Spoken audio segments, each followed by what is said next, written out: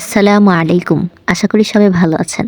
আজ আমি আপনাদের সাথে খুবই সুন্দর একটি মুহূর্ত শেয়ার করতে যাচ্ছি। আজ আমি খুব বেশি আনন্দিত, কারণ হচ্ছে দেখতে দেখতে আমার এই ফেসবুক পেজটাতে প্রায় 50 জন সদস্য যুক্ত হয়েছেন আলহামদুলিল্লাহ। তাই 50 জন ফলোয়ার্স উপলক্ষে বাচ্চাদের সাথে মজার একটি গেম খেলতে বেরিয়ে পড়লাম। 50 জন ফলোয়ার্স উপলক্ষে আমি আমার সাথে নিয়েছি 50 টাকা। সাথে কেন 50 টাকা নিয়েছি সেটা আপনারা কিছুক্ষণের ভেতরেই দেখতে পাবেন।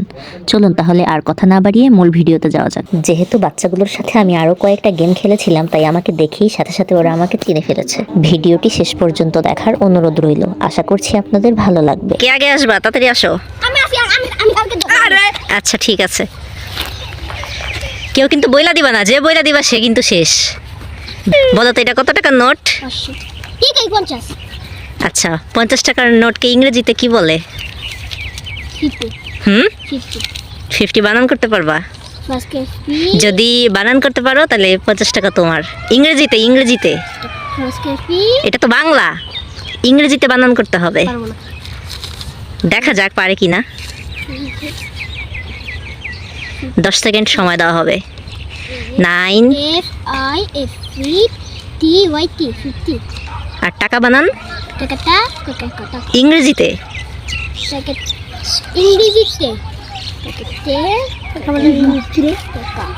না বাংলাতে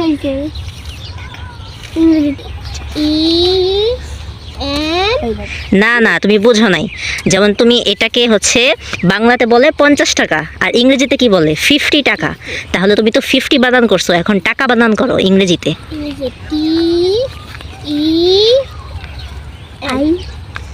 এই তুমি বলে দিচ্ছ কেন?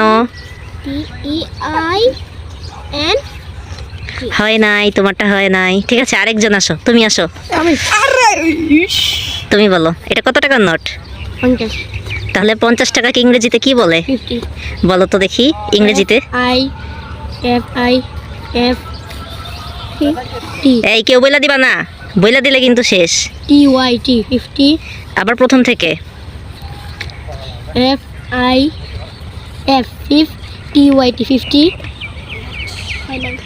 হয়েছে, এবার টাকা বানানটা করো। MANY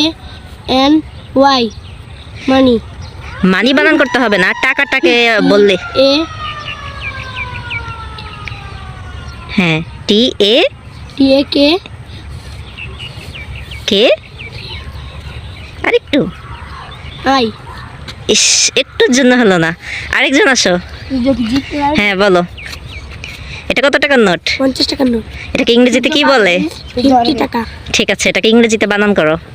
FIF 50 TAKA। মাশাআল্লাহ, তুমি তাহলে পেরে গেছো। তাহলে 50 টাকার নোটটা তোমার। খুশি হয়েছো? সামান্য এতটুকু উপহার পেয়ে ওদেরকে এত বেশি আনন্দিত দেখে সত্যিই আমার খুব ভালো লাগছিল। মনের ভেতর থেকে খুব শান্তি শান্তি অনুভব হচ্ছিল, মানসিক প্রশান্তি পাচ্ছিলাম। আর যেই বাচ্চাগুলো বলতে পারেনি তাদের জন্য একটু দুঃখও হচ্ছিল। তোমাদের জন্য আবার আরেক গেম নিয়ে আসবো, ঠিক আছে? তোমরা কেউ মন খারাপ করো না, ঠিক আছে? ব্যাংকে রেখে দিস। ওকে, আল্লাহ হাফেজ। আপনাদের কাছে কেমন লেগেছে অবশ্যই কমেন্ট করে জানাবেন।